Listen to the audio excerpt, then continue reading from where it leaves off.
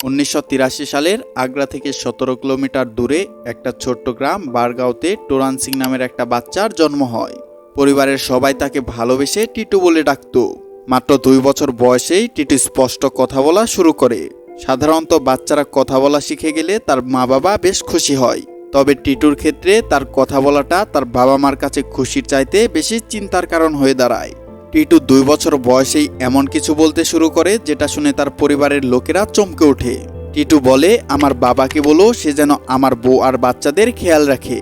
বাবাকে জানিও আমি এখানে খাবার পাচ্ছি, তবে তাও তাদের জন্য আমার চিন্তা হয়। এই কথা শুনে যখন টিটুর মা জিজ্ঞাসা করে সে কার কথা বলছে, তাতে টিটু জানায় সে তার আসল বাবা মার কথা বলছে, যারা আগ্রায় বসবাস করে। সে বারবার তার মা বাবাকে বলতো, তোমরা আমার আসল মা বাবা না, আমার আসল মা বাবা আগ্রায় থাকে। টিটু মাঝে মাঝেই কেঁদে উঠত আর বলতো, আমি জানি না আমি এখানে কিভাবে এলাম, আমি আমার নিজের আসল বাড়িতে যেতে চাই, তাদের কথা আমার খুব মনে পড়ছে। স্বাভাবিকভাবেই প্রথম তাকে বাচ্চা ভেবে তার এই কথাই কেউ পাত্তা দিত না। সবাই মনে করত এইসব কথা শুধু তার একটা কল্পনা মাত্র। দেখতে দেখতে আরো 3 বছর কেটে যায়। টিটুর বয়স 5 বছর আর সালটা 1988। এবার টিটু যেসব আচরণ করতে শুরু করে তা দেখে তার বাবা মা গভীর চিন্তায় পড়ে যায়। টিটু জানায় তার আসল নাম সুরেশ বর্মা, তার বউয়ের নাম উমা, আর তাদের রমু ও সমু নামে 2 ছেলে আছে। টিটু বলে আগ্রায় তার একটা বাংলো আছে, আর সদর বাজারে সুরেশ রেডিও নামের একটা দোকানও রয়েছে তার। আর তারপর সে যা জানায় সেটা সত্যিই অবাক করার মতন। একদিন বিকেলে সে কাজ করে তার সাদা রঙের ফিয়েট কারে বাড়ি ফিরছিল। বাড়ির গেটের সামনে এসে সে যখন গাড়ির হর্ন বাজায় তখন বাড়ির লোকেরা বুঝতে পারে সে বাড়ি ফিরে এসেছে। তবে গাড়ি থেকে নামার আগেই হঠাৎ 2 লোক তার সামনে এসে উপস্থিত হয়, আর কিছু বুঝে ওঠার আগেই লোকগুলো পিস্তল দিয়ে তার উপর গুলি ছোড়া শুরু করে, আর একটা গুলি সোজা তার মাথায় লাগে, আর সে গাড়ির ভেতরেই মারা যায়। টিটু আরও জানায় তার মারা যাওয়ার পর তার পরিবারের লোকেরা তাকে হাসপাতালে নিয়ে যায়, আর তারপর তাকে নিয়ে যাওয়া হয় শ্মশানে। সেখানে তার শেষ কাজ সম্পন্ন করার পর তার অস্থিগুলো যমুনা নদীতে ভাসিয়ে দেওয়া হয়। গত 3 বছর ধরে টিটুর পরিবারের লোকেরা তার এইসব উল্টাপাল্টা কথা শুনে যাচ্ছিল, তবে টিটু আজ যা বলছিল এই ধরনের কথা তারা টিটুর মুখে আগে কখনো শোনেনি। একবার ভেবে দেখুন, একটা 5 বছরের ছেলে বলছিল তার বউ ও বাচ্চা আছে, আর শুধু তাই নয়, সে এটাও জানাচ্ছিল যে আগের জন্মে তার মৃত্যু কিভাবে হয়েছিল। টিটুর এই আচরণের কথা পুরো গ্রামে ছড়িয়ে পড়ে। অন্যদিকে টিটুর ব্যবহারও তার বয়সী বাচ্চাদের থেকে একদম আলাদা হয়ে গিয়েছিল। তার কথা বলার ধরন, তার আচার আচরণ বড়দের মতন হয়ে গিয়েছিল। সে তার পরিবারের দরিদ্রতা নিয়ে উপহাস করতে শুরু করে। সে নিজের মাকে বলতো, আমার বউ তোমার মতন ফাটা পুরনো শাড়ি পরে না, সে 2000 টাকা দামের শাড়ি পরে, আর আমি এই ছোট্ট নোংরা ঘরে থাকতে পারবো না, আমি নিজের বাংলোতে থাকতে যাচ্ছি। আর এই বলেই একটা বড় মানুষের মতন তার জামা কাপড় গোছাতে শুরু করে। আর যখন বাড়ির লোকেরা তাকে বকাবকি করে থামাতো তখন টিটু বাড়ি থেকে পালিয়ে যাওয়ার হুমকি দিত। টিটু তার পরিবারের সাথে কোথাও বাসে করে বা পায়ে হেঁটে যেতে রাজি হতো না। সে বলতো তার শুধু গাড়িতে করে ঘোরার অভ্যাস রয়েছে, তাই সে বাসে করে বা পায়ে হেঁটে কোথাও যাবে না। টিটু নিজের মাকে মা মানত না, এবং সে নিজের বাবাকে বাবাও মানত না। সে নিজের ভাই বোনদেরও নিজের ভাই বোন বলে মনে করতো না। টিটু বলতো সে শুধু কয়েকদিনের জন্য এখানে থাকতে এসেছে। টিটু নিজের 5 ভাইয়ের মধ্যে সবথেকে ছোট ছিল, তাই তার এ ধরনের আচরণ তার মা বাবার জন্য বড় চিন্তার কারণ হয়ে দাঁড়িয়েছিল। টিটুর বাবা জানতে চাইতো টিটু সত্যিই কি এগুলো তার মন থেকে বলছিল নাকি তাকে এই সব কিছু কেউ শিখিয়ে দিচ্ছে। কোনো উপায় না পেয়ে টিটুর বাবা তার সবথেকে বড় ছেলে অশোককে টিটুর এইসব কথার সত্যতা যাচাই করার জন্য আগ্রা পাঠানোর সিদ্ধান্ত নেন। আর টিটুর দাদা অশোক তার এক বন্ধুর সাথে আগ্রার সদর বাজারের উদ্দেশ্যে বেরিয়ে পড়ে, কারণ টিটু প্রায়ই বলতো যে আগ্রার সদর বাজারে তার সুরেশ রেডিও নামের একটা দোকান রয়েছে। সদর বাজারে পৌঁছে অশোক ও তার বন্ধু সুরেশ রেডিও নামের সেই দোকানটা খোঁজা শুরু করে, তবে অনেক খোঁজার পরও তারা কোথাও সেই দোকানটি খুঁজে পায় না। আর অবশেষে সদর বাজারে খুব ক্লান্ত হয়ে তারা যখন একটা জায়গায় বসে পড়ে, সেখানেই অশোকের চোখ আটকে পড়ে একটা দোকানের উপর। দোকানের উপর টাঙানো একটা সাইনবোর্ডের উপর লেখা ছিল সুরেশ রেডিও। বোর্ডটা দেখে অশোক চমকে ওঠে। তাহলে কি টিটুর বলা সব কথাই সত্য ছিল? তাহলে কি সুরেশ টিটু রূপে আবারও জন্ম নিয়েছে, নাকি সবকিছুই কাকতালীয়? তো স্বাগতম আপনাদের মায়াবিন্দুর আরও একটি নতুন ভিডিওতে। অশোক সাহস করে সুরেশ রেডিও নামের সেই দোকানটির ভেতরে প্রবেশ করে। সে দেখে দোকানের ভেতর একটা মহিলা বসে আছে। অশোক সেই মহিলাটিকে বলে সে সুরেশের সাথে দেখা করতে এসেছে। সেই মহিলা অশোককে জানায় তার নাম উমা বর্মা আর সে সুরেশের স্ত্রী।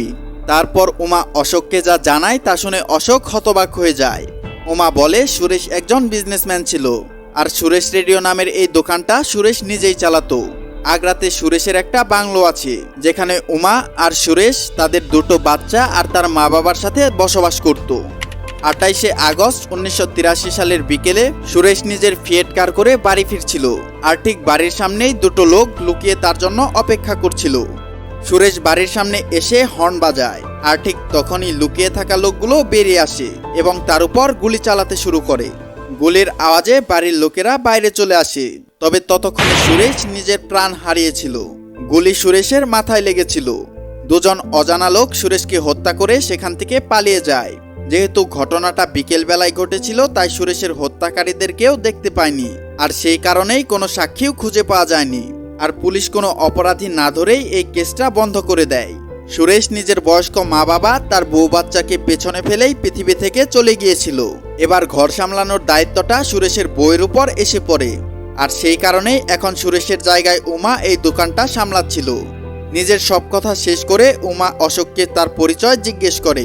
সে জানতে চায় অশোক সুরেশের সাথে কেন দেখা করতে চাচ্ছে। আর এবার উমার হতবাক হওয়ার পালা।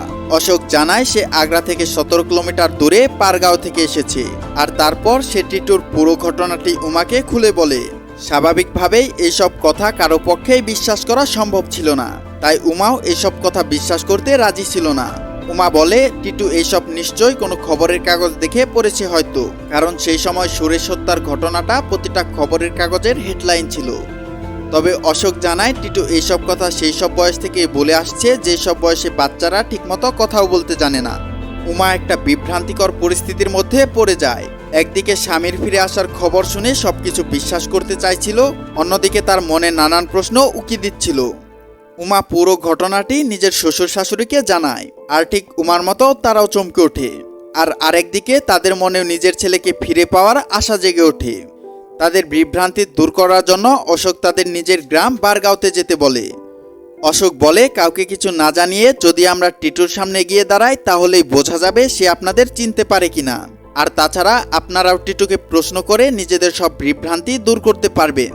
আর সত্যি সুরেশের পরিবার চোখে জল, মুখে হাসি আর বুকে হাজারো প্রশ্ন নিয়ে বেরিয়ে পড়ে অশোকের গ্রামের উদ্দেশ্যে। যেই সময় তারা বাড়িতে পৌঁছায় টিটু তখন খাবার খাচ্ছিল, কিন্তু যখনই সে সুরেশের পরিবারের লোকদের দরজায় দাঁড়িয়ে থাকতে দেখে সে ছুটে গিয়ে তাদেরকে জড়িয়ে ধরে। সে আনন্দে চিৎকার করতে থাকে, দেখো আমার মা বাবা এসে গেছে। সে নিজের মা বাবার হাত ধরে সুরেশের মা বাবার সামনে নিয়ে আসে আর বলে, দেখো আমার আসল মা বাবা এসে গেছে। তবে যখনই সে উমাকে দেখে সে লজ্জায় নিজের চোখ নিচে করে ফেলে। হঠাৎ করে 5 বছরের একটা বাচ্চা যুবকের মতন আচরণ করা শুরু করে। সেই ইশারায় উমাকে তার পাশে এসে বসতে বলে। উমা পাশে বসাতে টিটু তাকে বাচ্চাদের কথা জিজ্ঞেস করে। তারপর সে উমাকে ডোরপুর মেলার কিছু কথা বলে, যা শুনে উমা অবাক হয়ে যায়, কারণ এই কথা শুধু সুরেশ আর উমাই জানতো। কথাবার্তা শেষ করে যখন সুরেশের পরিবার টিটুর ঘর থেকে বের হয়, টিটু লক্ষ্য করে বাইরে একটা মারুতি 400 কার দাঁড়িয়ে আছে। টিটু জিজ্ঞাসা করে আমার সাদা রঙের ফিয়েট কারটা কোথায়। তাতে তার বাড়ির লোকেরা জানায় সুরেশের মৃত্যুর পর তারা সেই কারটা বেচে দিয়েছে। টিটু কারে গিয়ে বসে এবং নিজেই কারের মিউজিক সিস্টেমটা অন করে গান শুনতে থাকে। আর শুধু তাই নয়, 5 বছরের টিটু সুরেশের ভাইয়ের সাহায্যে গাড়িটা কিছুক্ষণ নিজেই ড্রাইভ করে।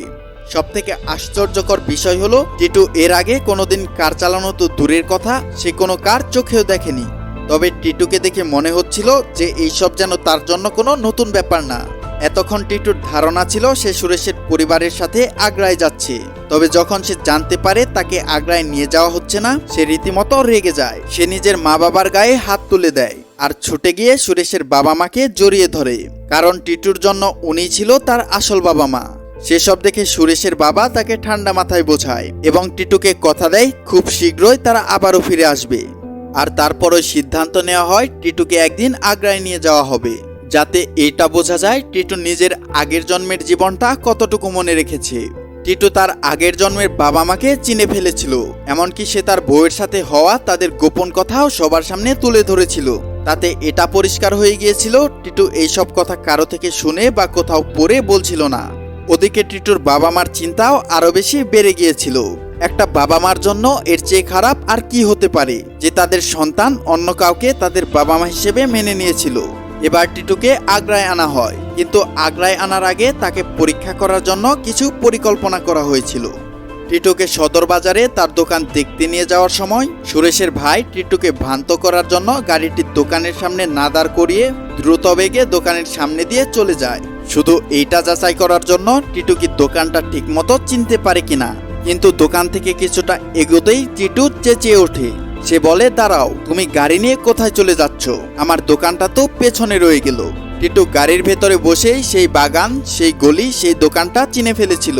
আর এভাবে দ্রুত গতিতে ছুটে যাওয়া গাড়ির ভেতরে বসে এই দোকানটা চিনে ফেলাটা শুধু এমন একজনই মানুষ করতে পারে যে হয়তো কয়েক হাজার বার সেই দোকানের ভেতরে আসা যাওয়া করেছে। এবার টিটু দোকানের ভেতরে প্রবেশ করে, তবে দোকানের ভেতর ঢোকার সময় তার আচার ব্যবহার কোনো 5 বছরের বাচ্চার মতন ছিল না, তা পরিবর্তন হয়ে গিয়েছিল একটা শোরুমের মালিকের মতন। দোকানের ভেতরে ঢুকেই টিটু একটা স্টুলের উপর বসে পড়ে। উমা লক্ষ্য করে টিটুর বসার কায়দা, তার হাত পা চালানোর ধরন পুরোপুরি সুরেশের মতনই ছিল। শুধু তাই নয়, টিটু এক এক করে তার মৃত্যুর পর দোকানে কি পরিবর্তন করা হয়েছে তা সবকিছুই বলে দিতে শুরু করে। এবার টিটুর আরেকটা পরীক্ষা বাকি ছিল। টিটুকে সুরেশের বাংলোতে নিয়ে যাওয়া হয়, কিন্তু তাকে বাংলোতে আনার আগে সুরেশের দুটো বাচ্চাকে বাংলোর বাইরে পাড়ার বাচ্চাদের সাথে খেলতে পাঠিয়ে দেওয়া হয়। তবে এই পরীক্ষাতেও টিটু পাস হয়ে যায়। টিটু পাড়ার এতগুলো বাচ্চাদের মধ্যে সুরেশের দুটো বাচ্চাকে চিনে ফেলে। সবার জন্য এতগুলো প্রমাণই যথেষ্ট ছিল এইটা বিশ্বাস করার জন্য যে সুরেশেরই টিটু রূপে পুনর্জন্ম হয়েছিল। কিন্তু ঘটনাটি এখানেই শেষ হয়নি। টিটুর এই ঘটনাটা মিডিয়ার মাধ্যমে সারা দেশে ছড়িয়ে পড়ে। টিটুকে নিয়ে এত মাতামাতি করা সত্ত্বেও সবথেকে গুরুত্বপূর্ণ ব্যাপারটি কেউই খেয়াল করেনি, আর তা হলো টিটুর যদি আগের জন্মের সব কথাই মনে থাকে তাহলে নিশ্চয় তার কথাও মনে থাকবে তাকে কে হত্যা করেছিল। এবার 5 বছরের টিটু এমন এক কথা বলতে চলেছিল যা পুরো মিডিয়ার জগতে হুলস্থুল বাঁধিয়ে দেয়। টিটু জানায় 28 আগস্ট 1983 সালের বিকেলের কথা। যে দুটো লোক তাকে হত্যা করেছিল সে তাদের মধ্যে একজনকে চিনে। সে আর কেউই নয়, সে হচ্ছে সুরেশের একজন প্রতিদ্বন্দ্বী ব্যবসায়ী ছিল। লোকদের মধ্যে টিটুর ঘটনার সত্যতা নিয়ে নানান তর্ক বিতর্ক চলছিল, কিন্তু তা সত্ত্বেও আগ্রার পুলিশ টিটুর দেয়া বয়ানের ভিত্তিতে সুরেশ হত্যার কেসটা আবার খুলে তদন্ত করে। টিটুর দেয়া বয়ানের ভিত্তিতে তারা সেই ব্যবসায়ীকে হেফাজতে নিয়ে জিজ্ঞাসাবাদ শুরু করে, আর কিছুক্ষণের মধ্যেই সেই ব্যবসায়ী নিজের অপরাধ স্বীকার করে। তার স্বীকারোক্তির পর সুরেশের হত্যা মামলাটা আবার কোর্টে তোলা হয়। এই প্রথমবার আদালতে পুনর্জন্মের কোনো মামলার শুনানি হতে চলেছিল। সাক্ষী হিসেবে টিটুকেও আদালতে উপস্থিত করা হয়, আর টিটু আদালতে এসে সুরেশের হত্যার পুরো ঘটনাটি খুলে বলে। এই মামলার সবথেকে গুরুত্বপূর্ণ প্রমাণ ছিল সুরেশের পোস্টমর্টেম রিপোর্ট আর টিটুর বার্থ সার্টিফিকেটের রিপোর্ট। সুরেশের মৃত্যু তার মাথায় গুলি লাগার কারণে হয়েছিল, আর ঠিক সেই একই রকম জন্মচিহ্ন ছিল টিটুর মাথায়। যখন টিটুর চুল কাটা হয় তখন সেই একই রকম গুলির চিহ্ন দেখতে পাওয়া যায় তার মাথায়। আদালত এটা মেনে নেয় যে সুরেশই টিটু রূপে পুনর্জন্ম নিয়েছে, আর সুরেশের হত্যাকারীদের শাস্তি শোনানো হয়। এটা আদালতের একটা বিপ্লবী এবং সবচেয়ে বিতর্কিত রায় ছিল। সুরেশের হত্যাকারীরা হয়তো স্বপ্নেও ভাবেনি যাকে হত্যা করে তারা পুলিশের হাত থেকে বেঁচে বের হয়েছিল সে মৃত্যুর পর আবার জন্ম নিয়ে তাদেরকে শাস্তি দেবে। মামলা শেষ হওয়ার পর সবথেকে বড় প্রশ্ন ছিল টিটু কি তার আগের জন্মের জীবনটা বেছে নিয়ে সুরেশ হয়ে থাকবে, নাকি সে তার এই জীবনের মা বাবার সাথেই টিটু হয়ে থাকবে। টিটু হয়তো সুরেশের পুনর্জন্ম ছিল, কিন্তু সে সুরেশ ছিল না। সে একটা 5 বছরের বাচ্চা ছিল। সে উমার জন্যে তার স্বামী হতে পারতো না, আর না তার বাচ্চাদের জন্য তার বাচ্চার বাবা হতে পারত।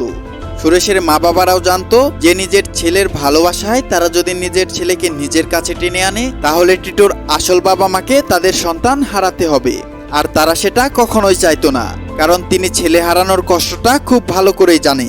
তাই দুটো পরিবারই নিজেদের আগের জীবনে ফিরে যায়, আর টিটু নিজের এই জীবন গোছাতে শুরু করে। টিটু তার গ্রামে থেকে পড়ালেখা করে, আর আজ টিটু, যার আসল নাম টোরান সিং, ভারতের নামকরা বেনারস ইউনিভার্সিটির একজন অ্যাসিস্ট্যান্ট প্রফেসর হিসেবে কর্মরত রয়েছে। তিনি আজও মাঝে মাঝে সুরেশের পরিবারের সাথে দেখা করতে যান। তো টোরান সিং এর এই ঘটনাটি শুনে আপনাদের কি মনে হয়? পুনর্জন্ম কি সত্যি, নাকি এইসব ঘটনা মিথ্যে ও বানানো? আপনার যেটাই মনে হোক সেটা আপনি কমেন্ট বক্সে লিখে আমাদেরকে জানাতে পারেন। আর আপনি যদি এমনই রহস্য রোমাঞ্চ ও আনকমন ভিডিও দেখতে ভালোবাসেন তাহলে মায়াবিন্দু চ্যানেলটা সাবস্ক্রাইব করে রাখতে পারেন। ধন্যবাদ।